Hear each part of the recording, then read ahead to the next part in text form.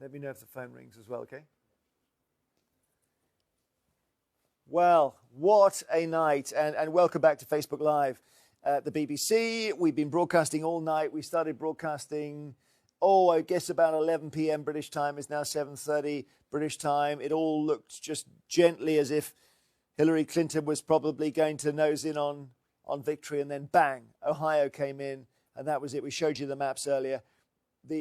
Trump hasn't quite won yet, but it looks near impossible for Hillary to win this now. So it looks like it's President Trump. You just ask your questions. I'll try and answer them. Cobby says, will there be a runoff if neither of them reach 270?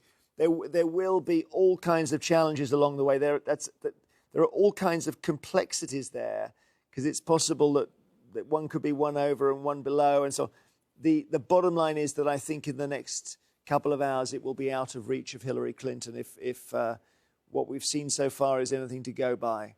But I might come back. My researcher, producer Jack, is over there. I might come back to him about what if there's a tie. I just want to get through some other comments. Looks like the Deep South got their ideal candidate. That's Marcus. Moses says it's not over till the final whistle. Now, that's a good point.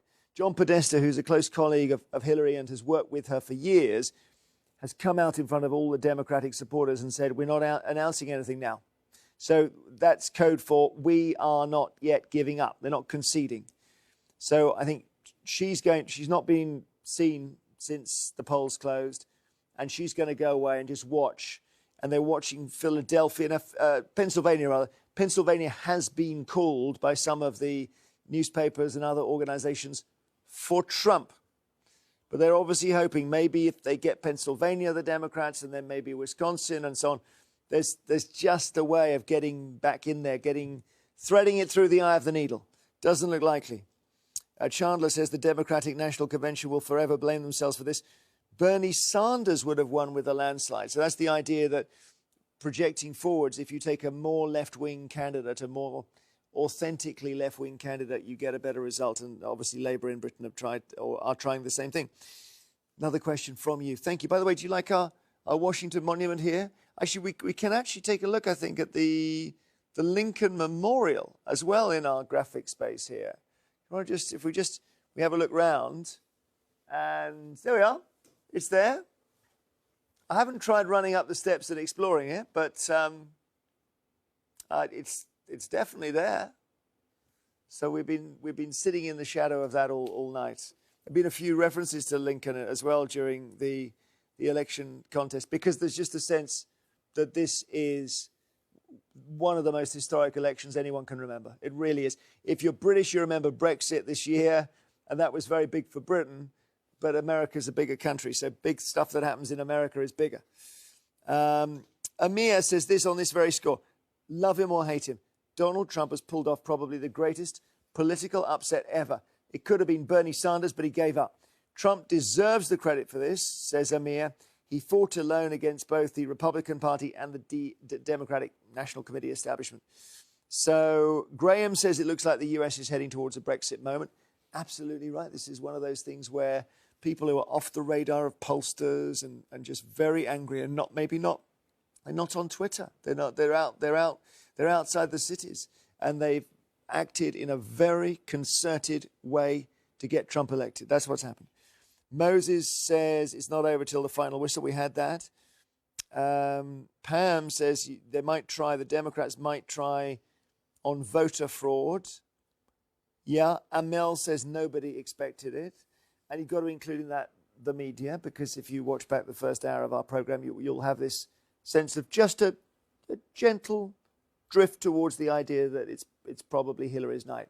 Maybe everyone sort of imbued that.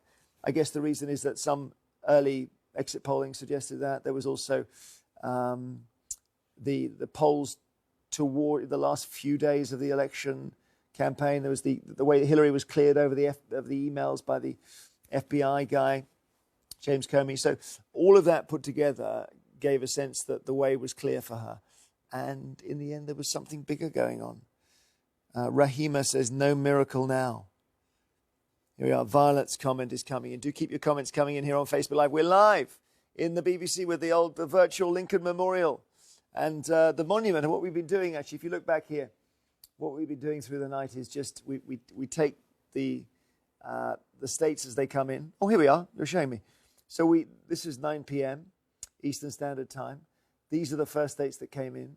And I can, even though this area is just green, in fact, go on, show them the green for those people who are just tuning into our first one here. Let's go green for a second and see the studio in it. There we are. That's what I'm standing in. See what I have to work in here? And then if you bring the graphics back, the graphic replaces every bit of green with graphic with computer design.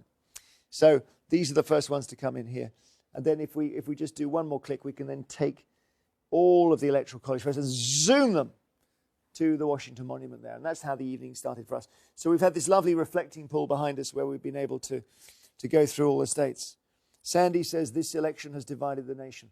Well, it's true. If you look at men and women voters, if you look at young and old voters, if you look at racial groups, white, Latino, black, Asians in Florida, for example, you can see they all have behaved very different in this election. It's really interesting to see, but it might not be healthy for a country.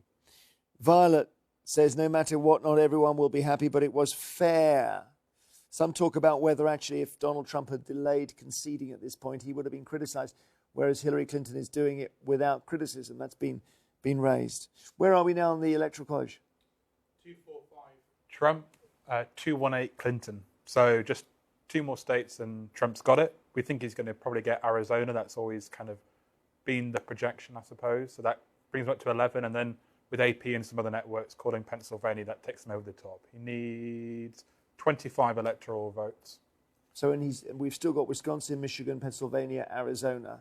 Yeah, New Hampshire. New Hampshire as well. So there's 4 or 5 biggish ones left. And you can see the order they came in behind me here. And a couple of them will do it, basically. So Hillary Clinton can still do it. She could still, but the trouble is for her that what we've seen coming out of those states which are not yet declared mostly show Trump edging it. So as the votes are counted, he's ahead. Doesn't it remind you of Brexit in the UK and the way that suddenly when the figures came in, it was just 5% more in every single seat than anyone expected. I think let's just see. We may have it now. We may have done it all. Oh, this is nice. Benjamin says, I liked you on Strictly. Well, this would be a good place for dancing if I had the right shoes on. Anne says, absolutely appalling the way the election has been campaigned. Of all the millions of people in the States, are these 2 candidates really the best? I guess at least you've got a little bit of variation in the gene pool, if I can put it like that, because if you haven't got Clinton becoming president, you don't have that sequence of Bush, Clinton, Obama, Clinton. So you have got a new surname. I think that's it. That's your comments for now. Go on, yes, one more thing from Jack. The Associated Press have just said that Donald Trump is the 45th president of the United States. So get to a TV, because I'm sure we'll be... okay, so we'll be from the Associated Press, they have called it now for Trump. They say he is now... Donald Trump, they say, is now the 45th president of the United States. So I should stress, we haven't called it yet. The BBC hasn't called it. A number of other broadcasters haven't called it. And that's because we're very reluctant to call states when they're very tight and they're not finally counted. So the joy of waiting, and one or 2 of them might take a couple of days yet, but we should have we should really have, within the next hour or 2, have a proper, fully sealed and tested result for you. Thanks for watching us in our graphics area. I've really enjoyed the questions you sent in. Cheers, all the best.